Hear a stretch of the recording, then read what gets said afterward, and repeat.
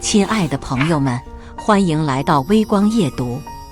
我是家族群里的透明人，表妹苏雅是众星捧月的名校高材生。家族群刷屏庆祝苏雅入职民企涨薪50%，我默默关掉群聊。他投简历的公司老板是我。婚礼上，行长当众敬酒喊我林总，亲戚们筷子惊掉一地。富豪同学突然现身献花，他公司流水3000万时，各位还在笑话他学历低吧？更绝的是，我手机突然弹出苏雅的信息：林总，明天入职需要准备什么？接下来开始我们本期故事，记得点击订阅并开启小铃铛。城市的霓虹灯刚亮起不久，林婉揉了揉酸胀的太阳穴，视线从电脑屏幕上密密麻麻的数据报表移开，投向窗外。玻璃幕墙外是流光溢彩的 CBD 夜景，万家灯火在他脚下铺开。他的办公室不大，堆满了文件和样品，角落里还放着几箱刚签收的快递。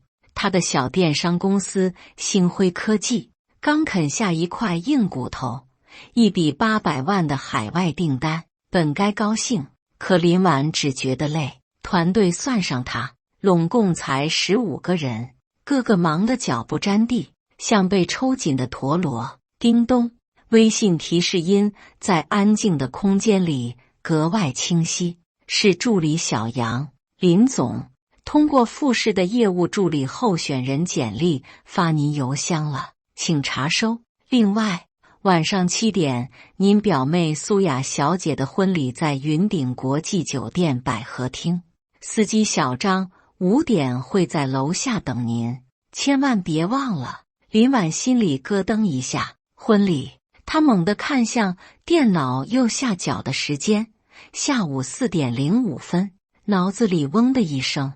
母亲这1个月来反反复复的叮嘱瞬间在耳边炸开：婉婉，千万不能迟到，苏雅的婚礼那可是咱家的大事，你迟到就是打你大姨的脸，也是打我的脸。眼前这堆刚处理了一半的合同，没看完的供应商报价，等着签字的报销单，像小山一样压过来。他烦躁地抓了抓头发。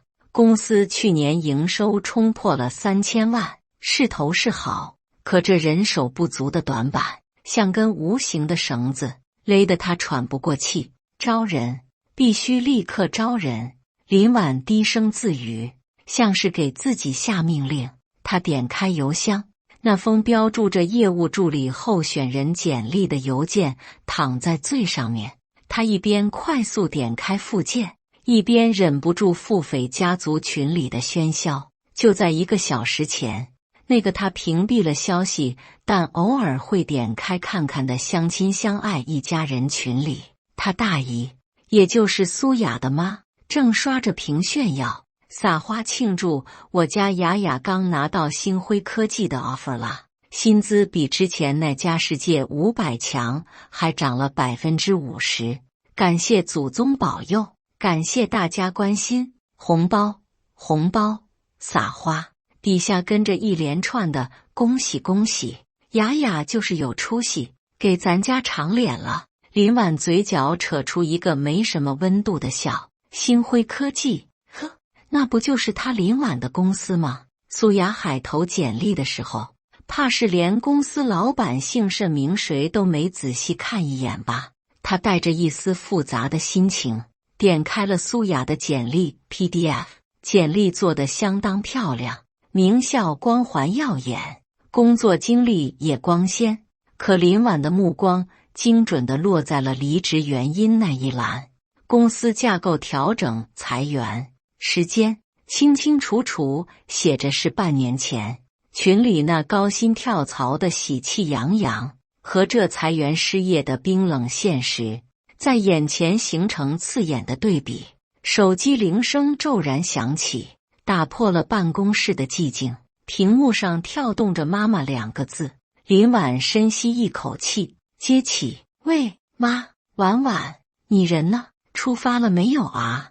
母亲焦急的声音像连珠炮一样砸过来。我算着时间呢，你坐高铁到市站，再打车去那个什么云顶酒店，最快也得1个半小时。现在都4点了，你磨蹭什么呢？我知道，妈，我马上就走。林婉耐着性子应付，马上？我看你是根本没动哦。我告诉你，林婉，今天你要是敢迟到，让苏雅婆家那边看笑话，你看我饶不饶你？母亲的声音拔高了。还有，见到苏雅，主动点，热情点，嘴巴甜一点。人家现在在大公司，人脉广，以后说不定能给你留一个好点的机会，总比你窝在那个小破厂强。林婉把手机拿远了些，母亲喋喋不休的唠叨还在源源不断的传来，核心思想万年不变，向苏雅学习，抓住一切可能巴结的机会。他烦躁地划开电脑上的微信图标，点开司机小张的头像。张哥，车好了吗？小张秒回，林总，您的奔驰大 G 保养好了，锃亮，就在公司楼下，随时等您吩咐。林婉快速敲了个 K 过去，心里稍微定了点。这边母亲的长篇训导终于告一段落，大概是听他这边没声，语气更冲了。林婉，我说的话你听见没有？哑巴了？你说你哪点比得上苏雅？学习不行，工作不行，连听长辈说话都这么没礼貌，真是气死我。林婉无声地叹了口气，对着话筒语气放软。妈，刚经理在我旁边交代事呢，我不好一直讲电话，你放心，我这就出发，保证不迟到。挂了母亲的电话，林婉才注意到刚才小张信息里提到的酒店名字云顶国际，怎么这么耳熟？他皱着眉想了想，哦，是了，上周和顾琛吃饭，他好像随口提过一句，说云顶国际是他集团下新开的产业，还让秘书给他送了张顶级 VIP 卡，让他有空去体验。顾琛，他中专同学，当年班里不起眼的小个子，如今已是商界叫得上名号的人物，产业涉及酒店、地产，风生水起。用他自己的话说，算是南大18变的典范了。他顺手点开顾琛的微信头像，发了条信息过去：顾总，晚上借你宝地云顶国际喝个喜酒。信息几乎是秒回。顾琛，荣幸之至，顶级套房已给你预留好了，报你名字直接入住。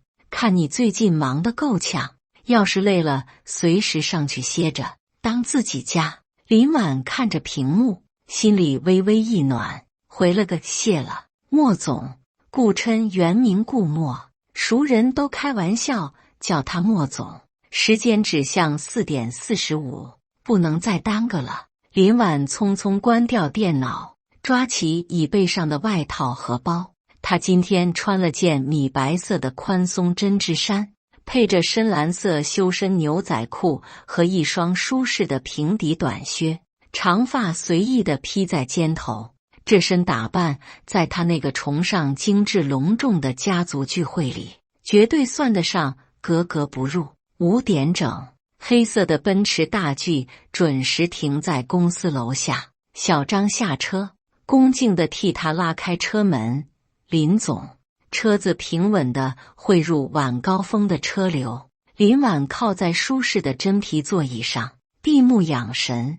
窗外的城市华灯初上，高楼大厦的玻璃幕墙反射着夕阳最后的光辉。街道两旁商铺的霓虹招牌争先恐后的亮起，勾勒出都市繁华又匆忙的轮廓。他太累了，脑子里像塞了一团浆糊，半梦半醒间，只模糊想着那个金碧辉煌的云顶国际酒店。林总，快到了！小张的声音让他惊醒，他看了眼时间6点差10分，远远的已经能看到云顶国际那极具设计感、灯火通明的巨大建筑轮廓。小张，前面路口，离酒店大概500米的地方，把我放下吧，你直接开车回去，晚上不用等我。小张明显愣了一下，从后视镜看他，林总，我直接送您到门口吧，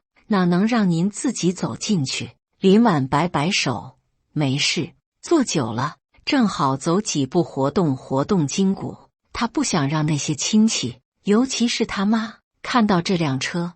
在所有人眼里，他林婉就该是那个背着包挤火车、灰头土脸赶来的小厂临时工。车子在离酒店不远的一个僻静路口停下，林婉推门下车。初冬微凉的空气让他精神一振，他整理了一下衣服，拎着包，朝着那座灯火辉煌、如同宫殿般的酒店走去。旋转门内，暖气夹杂着香氛和食物的气息扑面而来，巨大的水晶吊灯倾泻下璀璨的光芒，光可见人的大理石地面映出人们精心打扮的身影。穿着考究的宾客们低声谈笑，侍者拖着银盘穿梭其间。这里的一切都透着金钱堆砌出的奢华与距离感。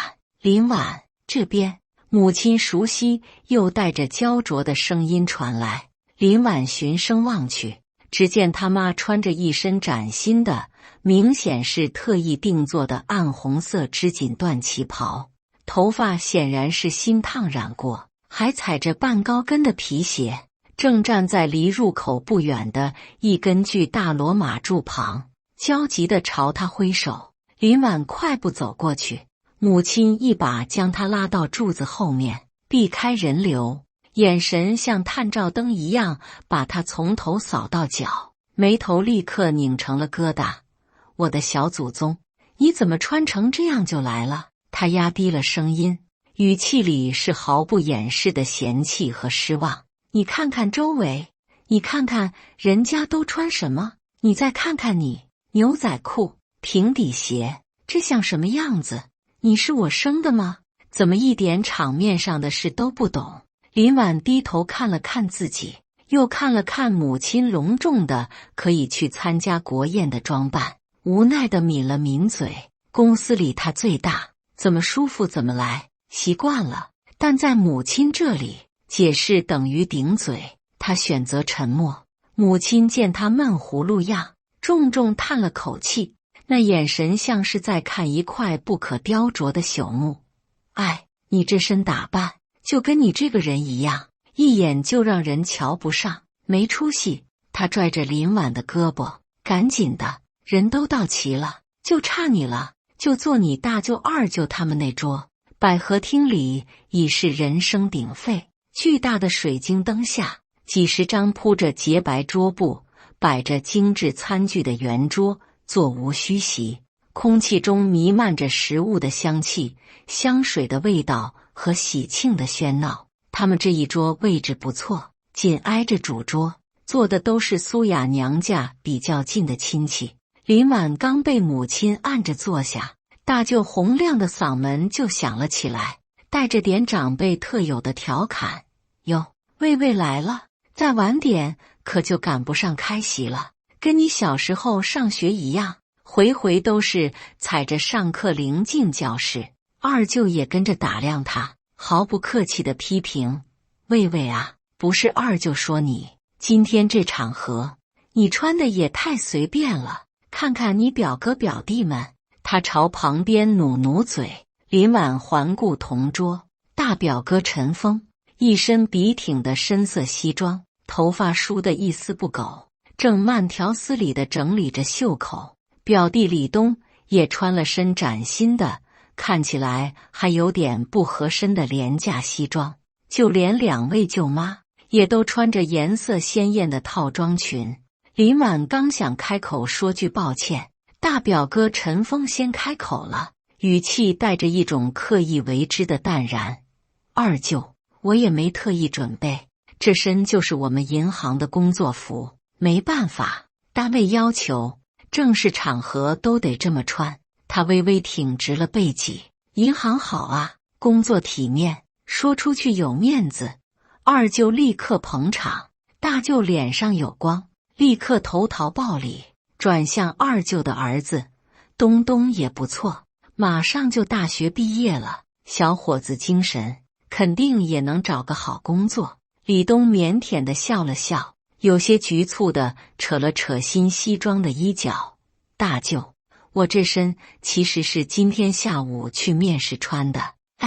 今年工作太难找了。林婉感觉母亲在桌下使劲捅了捅他的胳膊，眼神一个劲儿地往陈峰那边瞟，那意思再明白不过。快跟你大表哥套套近乎，求他帮忙。银行可是金饭碗。林婉心里一阵厌烦，他一点也不想巴结这些眼睛长在头顶上的亲戚，但为了不让母亲当场下不来台，他还是硬着头皮端起桌上的茶壶，起身给长辈们倒茶。大舅、二舅、大舅妈、二舅妈、表哥、表弟，不好意思让大家久等了，我以茶代酒，敬大家一杯。他尽量让自己的语气显得诚恳。大舅、二舅从鼻子里哼出个算是回应，态度敷衍。两位舅妈更是眼皮都没抬一下，自顾自地嗑着瓜子。倒是大表哥陈峰还算给面子的朝他点了点头，算是接了他这杯茶。然后他像是施舍般，用一种理解底层人民疾苦的口吻对林婉说，魏魏在小厂打工也不容易，时间不自由。这话像是给了母亲勇气。他立刻堆起笑脸，殷切地看向陈峰。浩明啊，你看你们银行那么大，要是有什么空缺的岗位，比如后勤啊、文员什么的，能不能帮你表妹留意一下，推荐推荐？陈峰立刻摇头，脸上露出爱莫能助的为难表情。大姑，这恐怕不行。他顿了顿，用一种强调门槛的语气缓缓道，现在银行招聘，哪怕是柜员，起步都得是全日制本科，而且还特别看重第一学历的学校层次。他说话时，眼神若有似无地扫过林婉，话音刚落，一直没正眼瞧林婉的大舅妈一边用涂着鲜红指甲油的手包着橘子，一边凉凉的插话，可不是吗？现在满大街都是大学生，一抓一大把。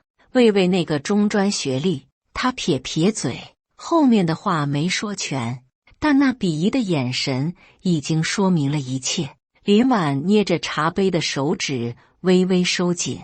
中专，他后来咬牙考了自考本科，公司赚钱后又偷偷去读了 MBA， 但这些他从未对家里人提起过，没必要，也不屑。在他们眼里，他林婉早就被钉死在差生的耻辱柱上了。表弟李东大概是想缓解一下尴尬气氛，笑着插嘴，哥，工作不好安排，要不你帮魏魏姐在你们银行介绍个男朋友呗，内部消化。他这话提醒了大家。对对对，二舅妈立刻来了精神，脸上笑开了花。你看心仪，不就是浩明介绍的吗？现在多好，嫁了个银行的，多体面。陈峰脸上又浮现出那种标准很高的为难神色。这个也有点难，我们行里是女多男少，僧多粥少，那些条件好的男同事眼光都高着呢，不是足够优秀的女孩根本入不了他们的眼。他这话意有所指，就差直接说林婉不够格了。二舅妈立刻深表赞同，转头就问林婉，魏魏，你现在一个月工资多少啊？够自己花吗？这赤裸裸的盘问让林婉如坐针毡，她张了张嘴，正要说什么，各位来宾，各位亲朋好友，舞台上司仪洪亮的声音透过麦克风响彻整个宴会厅。婚礼仪式即将开始，请大家尽快入座，保持安静。灯光暗了下来，一束追光打在铺满鲜花的舞台中央。林婉暗暗松了口气，这尴尬的审问总算被打断了。他抬头望向舞台方向，司仪满面笑容，用激动人心的语调宣布：首先，让我们用最热烈的掌声，有请今天的证婚人，新郎单位的领导，某某银行市分行的江行长，上台为新人致证婚词。掌声欢迎！伴随着热烈的掌声，一个穿着深色西装、身材微胖、面带威严笑容的中年男人稳步走上舞台。林婉脸上的血色唰的一下退得干干净净。江行长上周才亲自带着客户经理，提着礼物跑到他那个小破公司，满脸堆笑的希望星辉科技能把主要结算账户和部分流动资金存到他们分行的江行长。他怎么会是苏雅老公的领导？林婉猛地低下头，恨不得把脸埋进面前的骨碟里。完了，各位亲朋好友，江行长浑厚的声音透过麦克风，在整个百合厅里回荡，带着银行家特有的沉稳腔调。今天能作为证婚人，见证这对新人的幸福时刻，我深感荣幸。每一个字都像小锤子敲在林婉紧绷的神经上，他死死盯着骨碟里的倒影，仿佛这样就能隔绝掉那个熟悉的身影和声音。上周就是这位江行长带着一脸诚挚的笑容，坐在他那个被亲戚们称为小破厂的办公室里，小心翼翼地递上名片，热情地介绍他们分行能给星辉科技提供的专属金融服务和非常有竞争力的存款利率。当时他一口一个林总，恳切的仿佛林婉是他们分行最大的金主。现在这位金主正穿着伴郎服坐在主桌旁的新郎亲友团里，而真正的老板却像个见不得光的贼，在这桌势力的亲戚中间如坐针毡。让我们共同举杯，祝福这对新人永结同心，百年好合。江行长的致辞终于结束，掌声雷动。林婉松了口气，悄悄抬起一点眼皮。只见江行长微笑着放下话筒，稳步走下舞台。他的目光习惯性地扫过主桌附近的宾客，带着得体的社交笑容，然后那目光像是被磁石吸引，精准地落在了林婉身上。江行长脸上的笑容加深了，甚至微微朝他这个方向颔首致意，动作自然，带着一种熟稔的尊重。林婉的心瞬间跳到嗓子眼，猛地又低下头，假装专心致志地研究面前那只虾的纹路。哎呦！旁边的大舅妈用胳膊肘使劲捅了捅旁边的大表哥陈峰，声音拔高，满是激动。浩明，快看，江行长！江行长在朝我们这边点头呢，肯定是看你呢，你可是在银行工作的。领导就是不一样，这么给面子。一桌人的目光唰的一下全都聚焦在陈峰身上，陈峰自己也懵了一下，随即巨大的惊喜和虚荣感冲上头顶。他刚才在上级行开大会时确实远远见过江行长一面，难道行长对他有印象了？这简直是天大的认可。他激动的脸色泛红，手忙脚乱地整理了一下笔挺的西装领口，猛地就要站起来，想给行长回个更恭敬的礼。领导，他声音都带着颤儿，可江行长的目光早已移开，仿佛刚才那个点头只是一个再普通不过的社交动作。他径直走向主桌，和新郎的父母握手寒暄起来，根本没注意到角落里试图站起来的陈峰。陈峰僵在原地，站也不是，坐也不是，脸上一阵红一阵白，尴尬的能抠出30一听。他讪讪地坐了回去。浩明，行长老远都跟你打招呼，这面子可大了去了。二舅没看清状况，还在吹捧。是啊是啊，浩明出息，以后在银行前途无量。大舅也赶紧跟上。陈峰只能含糊的2声，端起茶杯猛灌一口，掩饰自己的窘迫。他的目光却不由自主地瞟向旁边一直埋着头的林婉，刚才江行长点头的方向似乎更偏向他这边。这个念头一闪而过，立刻被他掐灭了。怎么可能？魏魏，那个中专毕业在小破厂打工的吴魏魏，行长认识他。笑话。魏魏，陈峰清了清嗓子，带着一种居高临下的探究口吻，声音不大不小，刚好让一桌人都能听见。刚才江行长好像也往你这边看了一眼，怎么，你也认识江行长？他故意把也字咬得很重。唰，所有亲戚的目光又都转到了林婉身上，带着怀疑和审视。林婉心里一紧，抬起头，脸上挤出一个没什么内容的笑，声音尽量放平。哦，不认识，可能是我之前去他们银行办业务，排队的时候见过吧，没什么印象了。他只想赶紧糊弄过去。办业务？陈峰像是抓住了什么，眼神锐利起来，追问道：存了多少啊？能让我们行长看你一眼？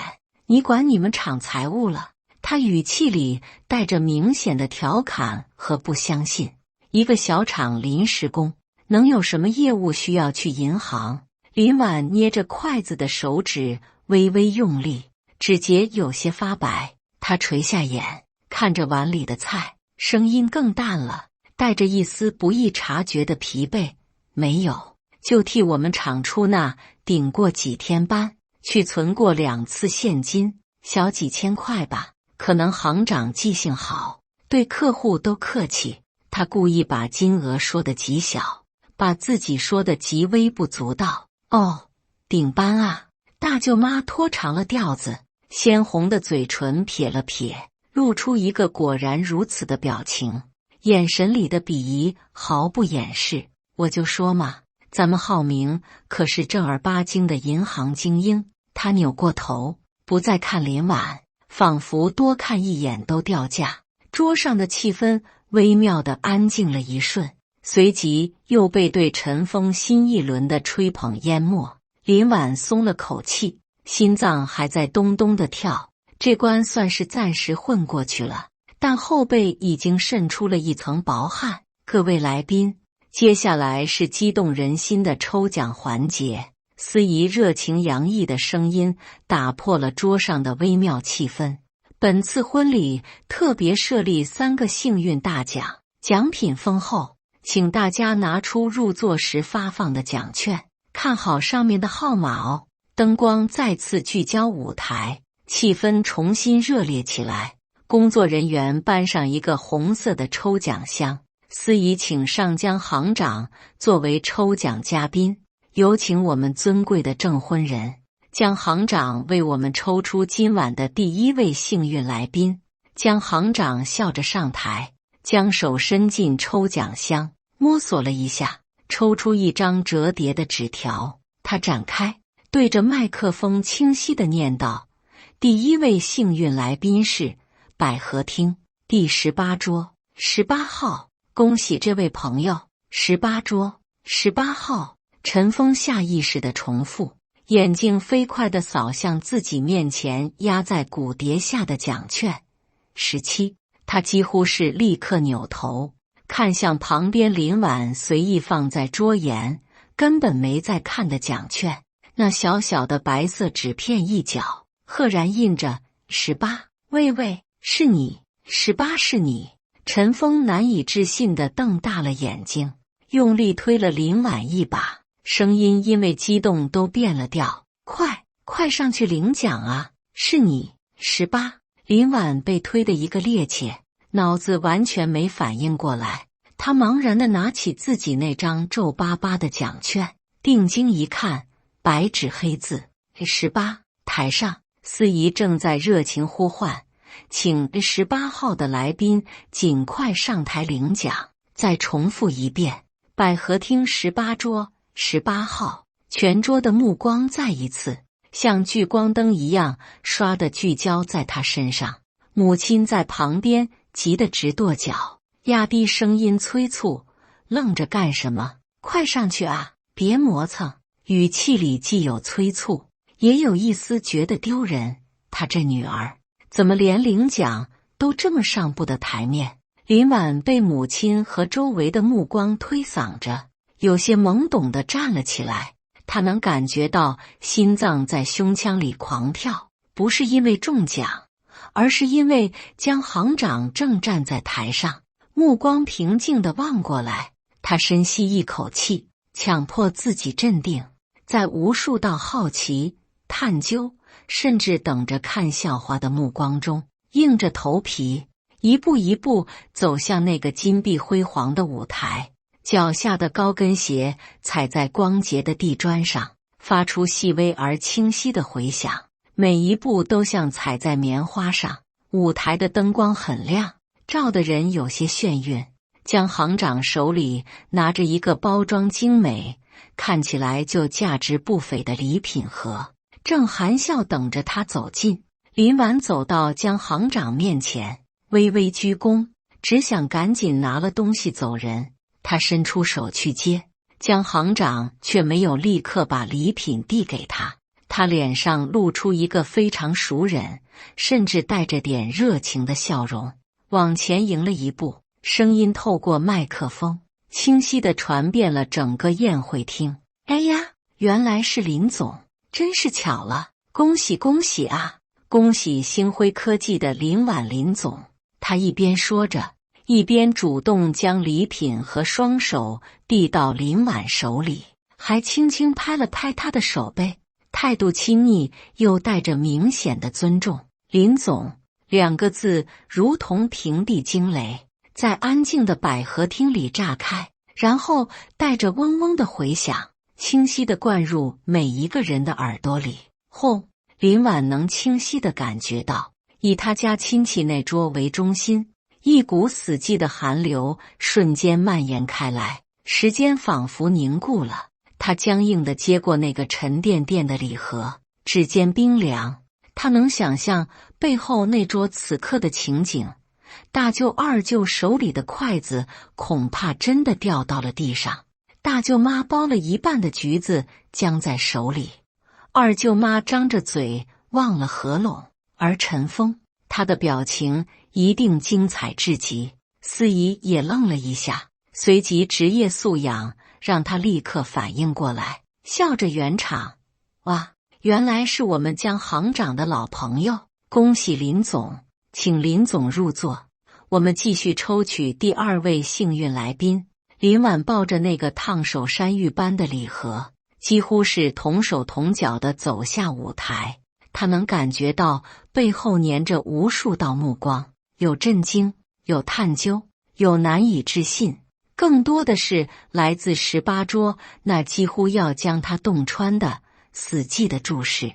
他一步一步走回座位，每一步都异常沉重，高跟鞋敲击地面的声音在死寂的18桌显得格外突兀。刚坐下，手里的礼盒还没放稳，旁边的陈峰猛地转过身，一把抓住了他的胳膊，力道大得吓人。他的脸涨成了猪肝色，眼睛瞪得溜圆，像是要从眼眶里凸出来，里面布满了震惊、质疑，还有一丝疯狂的急切。林婉，陈峰的声音因为激动而嘶哑，几乎是低吼出来：“怎么回事？江行长怎么会叫你林总？他怎么会认识你？星辉科技，星辉科技是什么？你到底是什么人？”他的声音不小，一桌人，包括旁边几桌听到动静的宾客，都屏住了呼吸，竖起耳朵，所有人的目光都聚焦在林婉身上，等着他的回答。大舅二舅也忘了捡筷子，直勾勾地盯着他。母亲更是呆若木鸡，看看林婉，又看看那个包装精美的礼盒，再看看一脸狰狞的陈峰，完全搞不清状况。林婉只觉得胳膊被抓得生疼，她用力甩开陈峰的手，声音冷得像冰，带着一种压抑已久的疲惫和厌倦。放开我！他看也没看陈峰一眼，将那盒昂贵的礼品随意地放在脚边的空位上，仿佛那只是个不值钱的纸盒。他端起桌上的茶杯，喝了一口已经凉透的茶水，试图压下喉咙里的干涩和翻涌的情绪。你说话啊！陈峰不依不饶，声音拔得更高了，带着一种被愚弄的愤怒。你那个破厂叫星辉科技，你是老板，这怎么可能？你骗鬼呢！峰哥，你冷静点。表弟李东试图劝解，但声音小得可怜。浩明，大舅也看出儿子失态了，低声呵斥了一句，但眼神同样死死锁在林婉身上，充满了惊疑不定。林婉放下茶杯，抬眼，目光平静地扫过一张张因震惊和猜疑而扭曲的脸。他扯了扯嘴角，露出一个极其浅淡，甚至带着点讥诮的弧度，声音不高，却清晰地传入每个人耳中。小公司而已，说了你们也不知道。他顿了顿，语气轻描淡写，不值一提。不值一提4个字，像一记无声的耳光，狠狠抽在刚才还在吹捧银行工作、贬低小厂打工的亲戚们脸上。空气仿佛凝固成了铅块，沉重的让人喘不过气。每个人的表情都极其难看，震惊、羞恼、难以置信，还有一丝隐隐升起的想要巴结却又拉不下脸的尴尬。陈峰像是被噎住，脸色由红转青，嘴唇哆嗦着，还想说什么。就在这时，一个更大的动静打破了这桌死寂的僵局。只见刚刚在主桌敬了一圈酒的江行长，端着一个盛满白酒的小酒杯，竟然径直朝着他们这桌走了过来，脸上带着真诚而热情的笑容。目标明确，陈峰的眼睛瞬间亮了，他像是抓住了救命稻草，猛地从座位上弹了起来，动作幅度之大，差点带倒椅子。他脸上堆满了谄媚到极致的笑容，身体微微前倾，双手恭敬地端起自己面前的酒杯，声音洪亮的几乎变了调。江行长，领导，你好您好，我是……他急于表明身份，挽回刚才可能存在的误会。然而江行长像是没看见他这个人，也没听见他这声热情的呼唤。他的脚步没有丝毫停顿，目光越过激动站立的陈峰，精准地落在了依旧坐在那里面无表情的林婉身上。江行长几步走到林婉身边，极其自然地伸出手，轻轻拍了拍林婉的肩膀，那动作熟稔的如同对待一位重要的商业伙伴。林总，江行长的声音爽朗，带着真诚的歉意。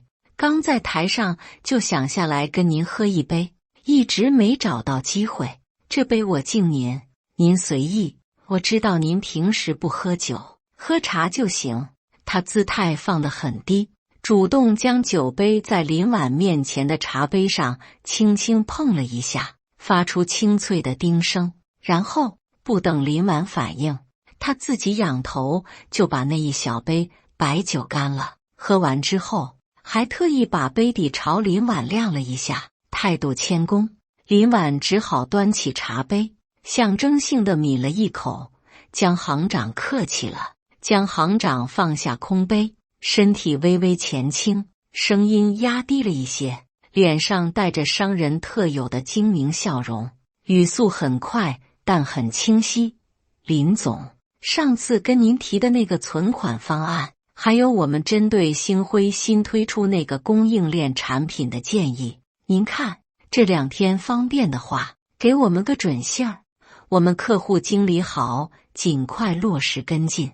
您放心，条件绝对给您申请最优。林婉心里了然，这才是江行长特意过来敬酒的根本目的。他维持着表面的平静，点了点头，行，我这2天抽空看看邮件，尽快回复您。太好了，有您这句话我就放心了。江行长脸上的笑容更加灿烂，带着如释重负的轻松。那您先用餐，我就不打扰了，记得回我消息啊。他又强调了一遍，这才心满意足的准备转身离开。领导，江行长。一直被晾在旁边，像个滑稽背景板的陈峰再也忍不住了，急切的呼唤脱口而出。他端着那杯酒，一步跨到江行长面前，脸上是强行挤出的近乎卑微的笑容，腰都弯了下去。领导，我是咱们分行下辖清源支行的陈峰，陈浩明。上个月分行开季度经营分析会，我还在会上做过汇报的。您还记得我吗？他语无伦次，声音里充满了渴望被认可的急切。江行长被他拦住了去路，脚步顿住，脸上的笑容淡了一些，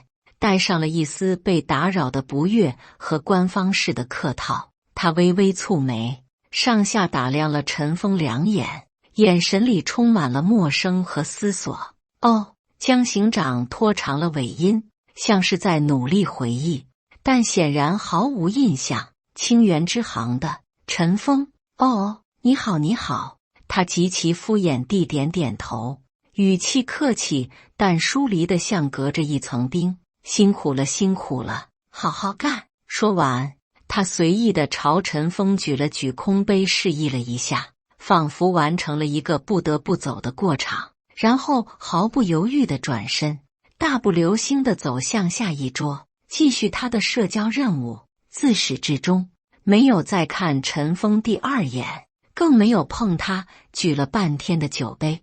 陈峰僵在原地，端着那杯酒的手微微颤抖，他脸上谄媚的笑容还凝固着，眼神却瞬间变得空洞，脸色由青转白，最后一片死灰。周围亲戚们投来的目光，此刻不再是羡慕和吹捧，而是毫不掩饰的惊愕、怜悯和一丝看穿了他精英外壳下的虚张声势后的了然。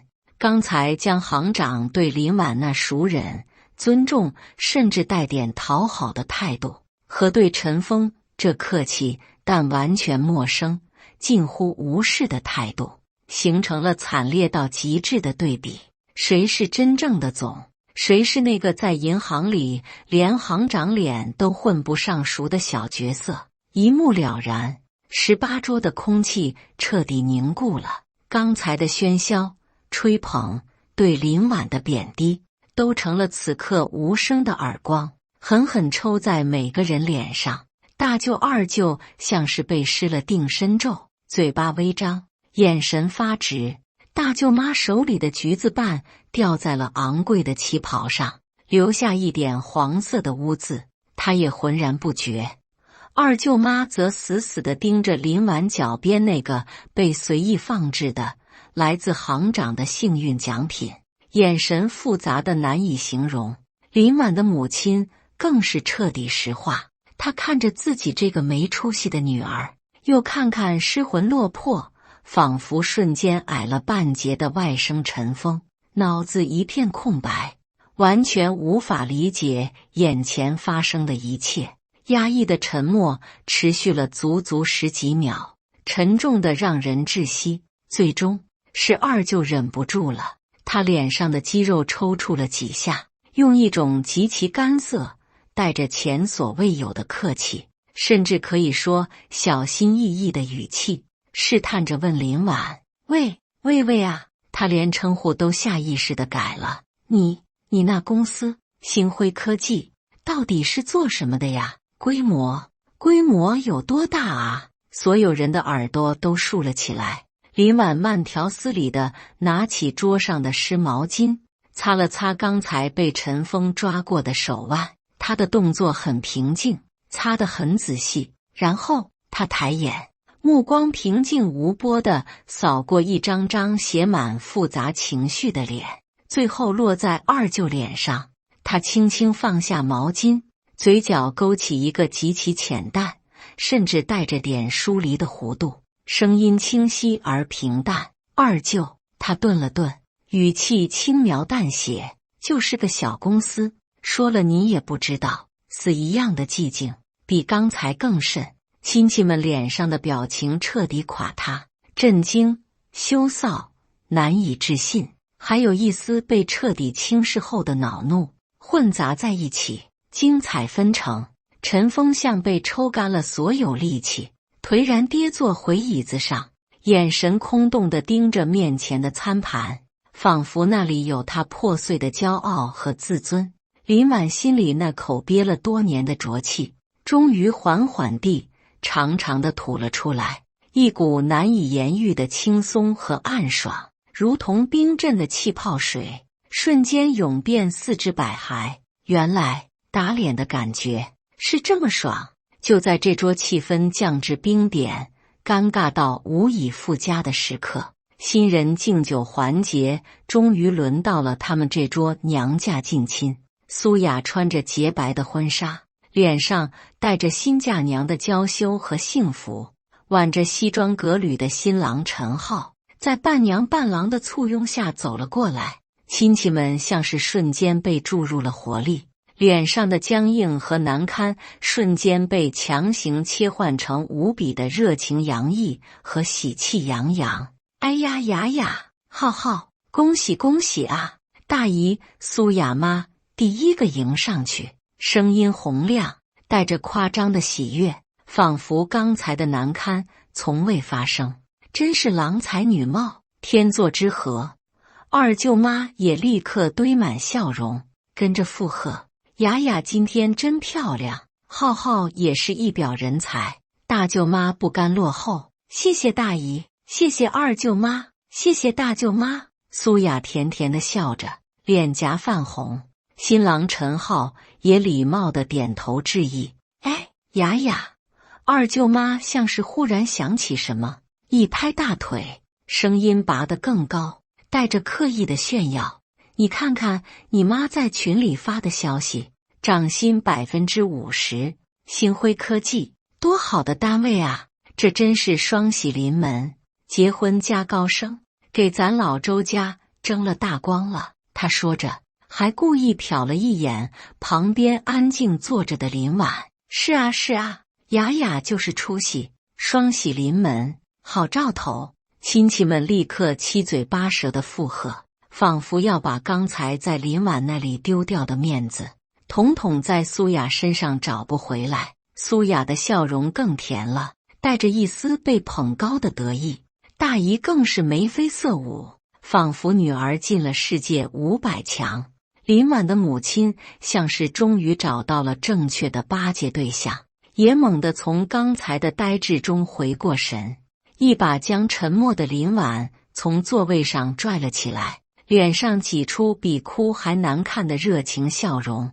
雅雅，浩浩，恭喜恭喜，百年好合！喂喂，快敬你妹妹妹夫一杯！林婉被母亲推搡着，手里被塞进一个倒了饮料的杯子。他看着眼前这对新人，看着亲戚们虚假的热闹，只觉得无比讽刺。就在他刚端起杯子的瞬间，他放在桌面上的手机屏幕突然亮了一下，一条新的微信消息弹了出来。发信人顾琛，内容简洁，还在百合厅，一会儿过来给你点了首歌。林婉微微一怔，还没来得及细想顾琛这点了首歌是什么意思，苏雅和陈浩已经端着酒杯走到了他面前。表姐，谢谢你能来。苏雅笑容得体，眼神深处却藏着一丝不易察觉的优越感。在他看来，这位表姐依旧是那个需要被关照的对象。林婉扯了扯嘴角，刚想说句恭喜，突然舞台上的司仪用他那极具穿透力的、饱含惊喜的声音，透过麦克风响彻了整个刚刚因为新人敬酒而有些喧闹的宴会厅。哇，好浪漫！接下来这首歌是现场一位尊贵的顾先生特别点给我们今天在场的另一位来宾林婉小姐。司仪的声音充满了煽动性。遇见，送给林婉小姐。顾先生说，他故意停顿了一下，吊足了所有人的胃口，才大声宣布，很高兴能在这里再次遇见你。悠扬浪漫的遇见前奏如同温柔的潮水，瞬间淹没了整个百合厅。林婉小姐，谁是林婉小姐？顾先生，哪位顾先生这么大手笔？点歌爱还是遇见？这哪是点歌，这是当众表白吧？全场的宾客瞬间骚动起来，刚才还沉浸在敬酒喧闹中的人们，此刻都伸长了脖子，好奇、探究、羡慕的目光如同无数道探照灯，在密密麻麻的席间疯狂扫视，急切地想要捕捉到那个名叫林婉的神秘女子。轰！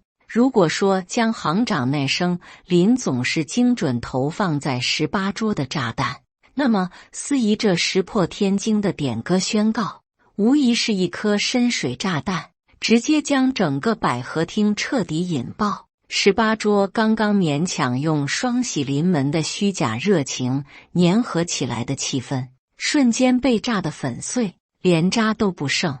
所有亲戚、大舅、二舅、大舅妈、二舅妈、陈峰、李东、林婉的母亲，甚至包括正端着酒杯，脸上还残留着被吹捧得意的新娘苏雅和新郎陈浩，脸上的表情在听到林婉小姐4个字时，如同被按下了暂停键，彻底凝固、碎裂，然后轰然崩塌。震惊、茫然、难以置信、惊骇欲绝，各种极致的情绪在他们脸上疯狂交织、扭曲、变换，最终化为一片空白，仿佛被瞬间抽走了魂魄。他们的目光如同被无形的、巨大的力量牵引，带着无法言喻的惊愕和彻底颠覆认知的茫然，齐刷刷地死死地定在了那个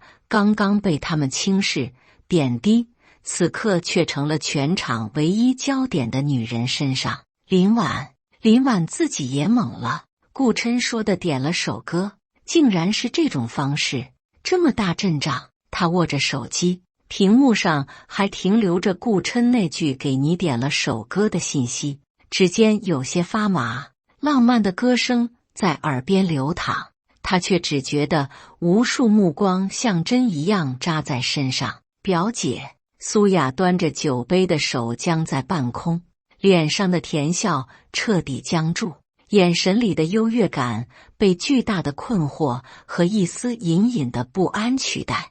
他看着林婉，像是在看一个完全陌生的人，这个一直被他视为需要关照的表姐，怎么会？喂，这……林婉的母亲终于找回了自己的声音，却语无伦次。他猛地抓住林婉的胳膊，力道大得惊人，眼睛瞪得像铜铃。谁给你点的歌？顾先生？哪个顾先生？他脑子里一团乱麻，完全无法理解眼前这魔幻的一幕。亲戚们全都哑了，连虚假的祝贺都说不出口了。陈峰的脸已经不能用猪肝色来形容，更像是打翻了的调色盘，青白交加，眼神里充满了惊疑和一种被彻底愚弄后的羞愤。他死死盯着林婉，仿佛想从他脸上找出答案。就在这全场骚动，18桌集体石化，林婉被聚焦得快要喘不过气时，宴会厅入口处传来一阵小小的骚动，众人的目光下意识地被吸引过去。只见一位身形挺拔、穿着剪裁完美的深灰色高定西装的男人，正从容地走进来。他一手随意地插在西裤口袋，另一手竟捧着一大束极其醒目的用香槟色玫瑰精心搭配的花束。那花束之大，几乎遮住了他小半边身体。柔和的香槟色在璀璨灯光下流淌着低调奢华的光泽。男人面容英俊，轮廓分明，气质沉稳中带着一种久居上位的从容。他无视全场投来的各种目光，步履坚定，目标明确，径直朝着风暴的中心18桌林婉所在的位置走来。他嘴角噙着一抹若有似无的笑意，深邃的目光穿越人群，精准地落在那个穿着米白色针织衫、深蓝牛仔裤，在满场华服中显得格格不入却又异常扎眼的林婉身上。顾总！最先失声叫出来的，竟然是刚刚准备去下一桌敬酒的江行长。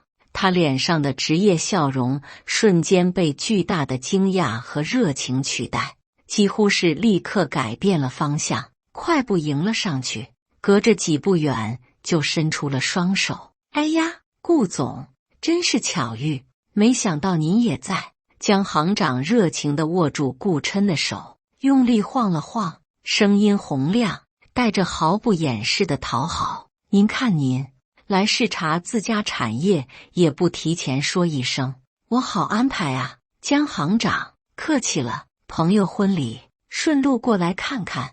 顾琛的声音低沉悦耳，带着恰到好处的疏离，目光却始终没有离开林婉。朋友？哦，明白。江行长立刻会意，脸上堆满笑容，顺着顾琛的目光看向林婉，眼神里的尊重更深了几分。他像是想起了什么，猛地转头看向旁边还僵立着、脸色煞白的陈峰，用一种近乎提点的口吻，声音不大不小，刚好让18桌的人听得清清楚楚。小陈，哦，陈峰是吧？还愣着干什么？快过来，给你介绍一下。江行长伸手虚引向顾琛，语气带着一种让你见见真正大人物的意味。这位是云鼎集团的顾琛顾总，咱们酒店就是顾总集团旗下的。你们清源支行去年费了9牛2虎之力才拿下的那个莫尔顿连锁超市的区域结算业务，就是顾总旗下产业之一。顾总可是咱们行最顶级的 VIP 客户。轰隆！江行长的话像又一记重锤，狠狠砸在18桌每个人的心上，尤其是陈峰。云鼎集团、莫尔顿连锁、顶级 VIP 这些词，每一个都代表着他们难以想象的财富和地位。陈峰只觉得一股寒气从脚底板直冲天灵盖，刚才在江行长面前的窘迫瞬间被放大了100倍。他脸上的血色唰的一下退得干干净净，身体不由自主地开始发抖。巨大的恐惧和一种抓住救命稻草的急切同时攫住了他。顾总，你好，我是陈峰，清源支行的陈峰，负责莫尔顿业务的。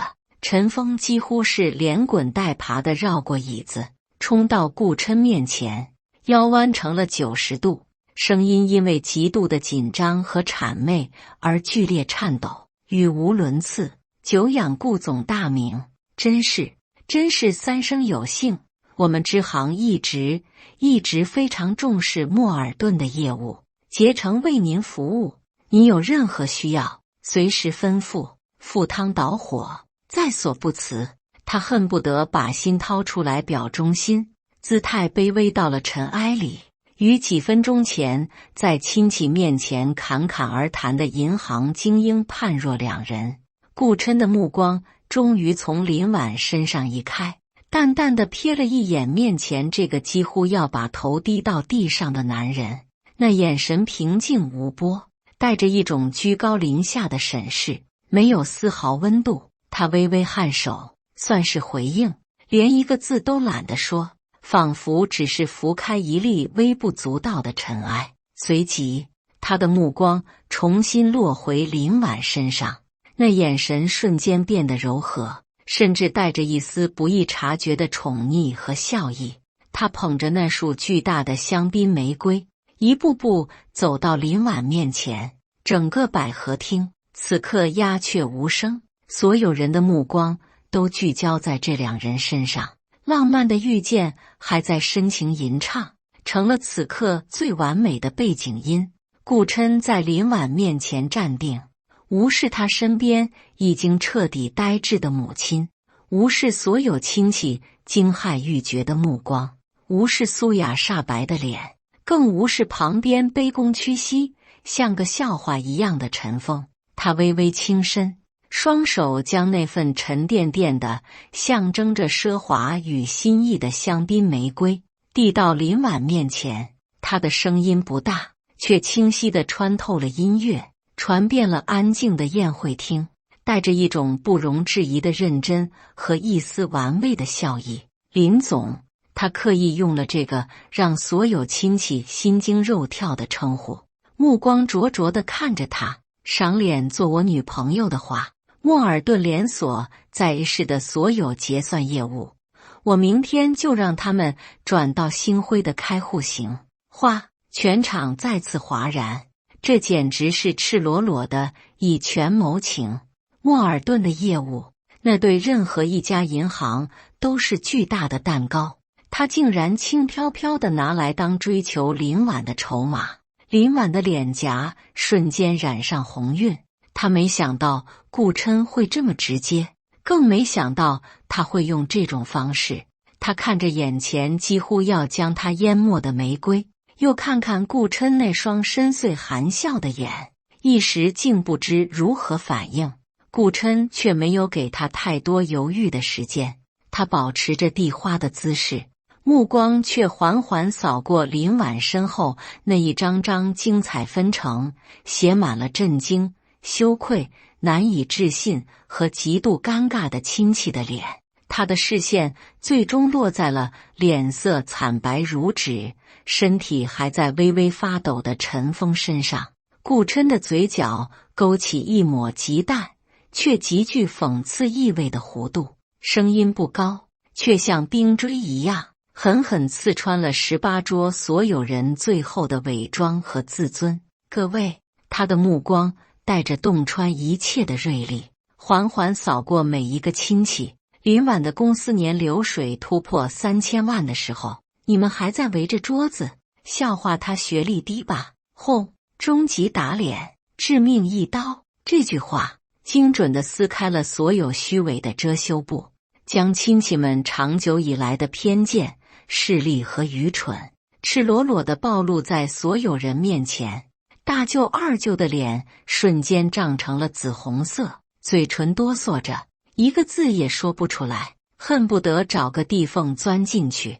大舅妈手里的酒杯啪嗒一声掉在昂贵的桌布上，深红的酒液迅速洇开，像极了他们此刻破碎的脸面。二舅妈死死捂住嘴，眼神惊恐地看着顾琛，又看看林婉，仿佛第一次认识这两个人。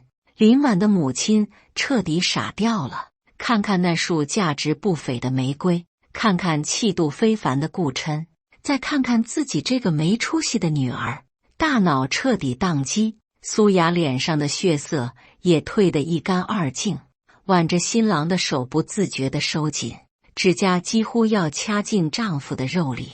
她之前所有的骄傲、优越感，在顾琛这句话和林婉此刻被众星捧月的现实面前被碾得粉碎。她入职的星辉科技，她引以为豪的涨薪50%，原来她一直想攀附的高枝，一直被她轻视的表姐，才是那棵真正的大树。巨大的羞耻感和认知颠覆让她头晕目眩，陈峰更是如遭雷击。顾琛那轻飘飘扫过他的目光，比任何唾骂都更让他无地自容。莫尔顿的业务，他赖以在支行立足，在亲戚面前吹嘘的根本，此刻竟成了对方追求林婉的随手筹码。而他在顾琛眼里，恐怕连个蝼蚁都不如。强烈的恐惧攫住了他，得罪了顾琛这样的大客户，他在银行的前途完了。他腿一软，差点瘫倒在地，全靠扶着椅背才勉强站稳，眼神彻底涣散，失去了所有光彩。整个18桌陷入了一种死寂的、令人窒息的尴尬和难堪之中，每个人的表情都像是凝固的石膏面具，写满了震惊、羞愧、无地自容，以及一丝疯狂滋生的想要巴结却又被彻底震慑，连开口都害怕的恐惧。就在这时，嗡嗡嗡，林婉放在桌面上屏幕还亮着的手机再次震动了一下，一条新的微信消息清晰地弹了出来，瞬间吸引了周围几个还没完全石化的亲戚的余光。发信人：苏雅。内容：林总您好，我是苏雅，刚刚收到人事部正式入职通知，非常感谢公司给予的机会，请问明天报到需要准备什么材料？流程上有哪些需要注意的地方？辛苦您了。这条信息像最后一根稻草，精准地压垮了苏雅和大姨苏雅妈摇摇欲坠的心理防线。苏雅也看到了自己手机屏幕上刚刚发送出去的消息提示，她猛地抬头看向林婉，眼神复杂到了极点，震惊、茫然、难以置信、羞耻，还有一丝面对上位者的本能敬畏。她张了张嘴，却发不出任何声音。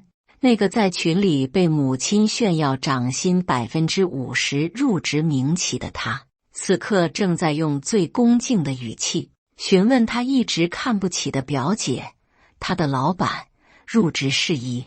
林婉的目光也落在了手机屏幕上，他看着那条来自助理苏雅的信息，又抬眼看了看不远处脸色煞白、表情复杂难言的苏雅，心中没有想象中的快意恩仇，反而是一种尘埃落定的平静。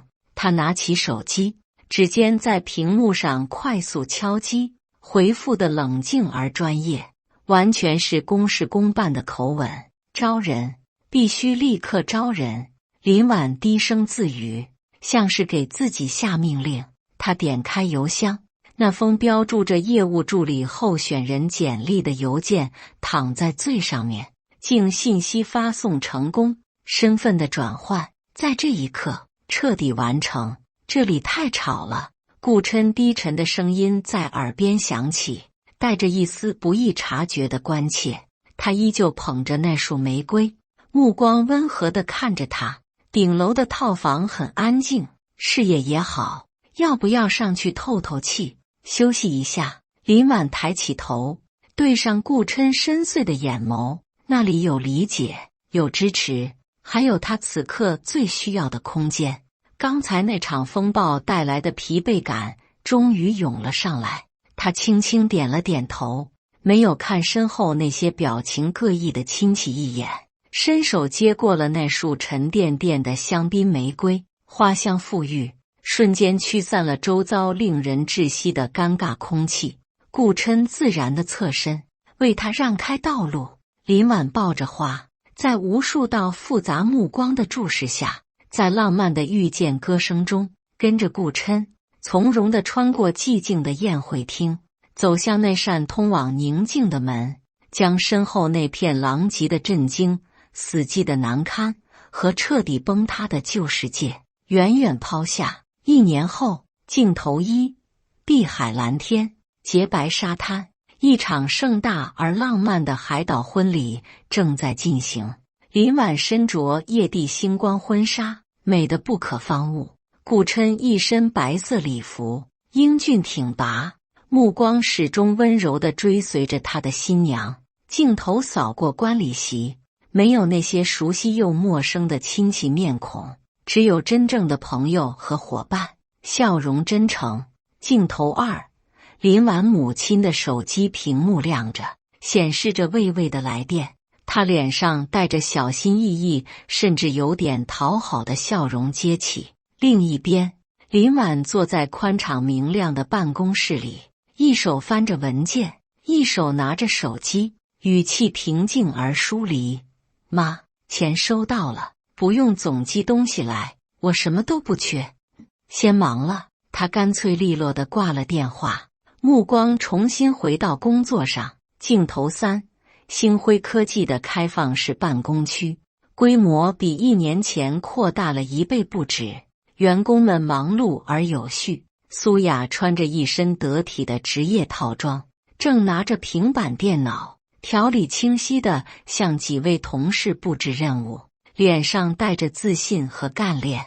他看向不远处独立办公室的目光里，早已没了当初的别扭和不甘，只剩下由衷的敬佩。镜头4，银行内部走廊，陈峰抱着一个文件夹，垂头丧气地从主管办公室出来。主管冷淡的声音隐约传来：莫尔顿那边明确表示对我们的服务不满意，后续合作悬了，你自己好好想想吧。陈峰的脸色灰败，眼中满是懊悔和绝望。镜头5，咖啡厅里，李东拘谨地坐在林婉对面，脸上带着恳求：表姐，不，林总，您看我能不能去您公司？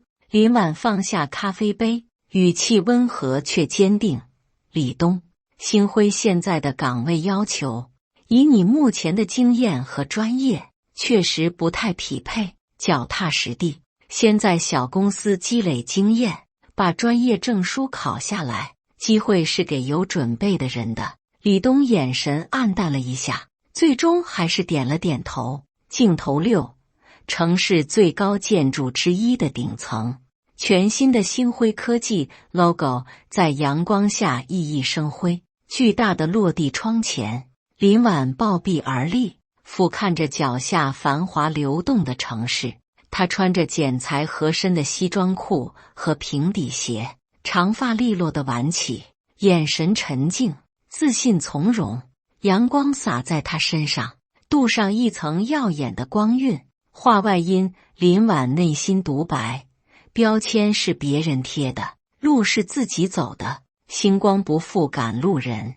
感谢大家的观看，本期故事精彩吗？欢迎大家在下方评论区吐槽。如果你喜欢这类故事，记得点击订阅微光夜读，并分享给更多的人，这会对我帮助很大。再次感谢大家的观看。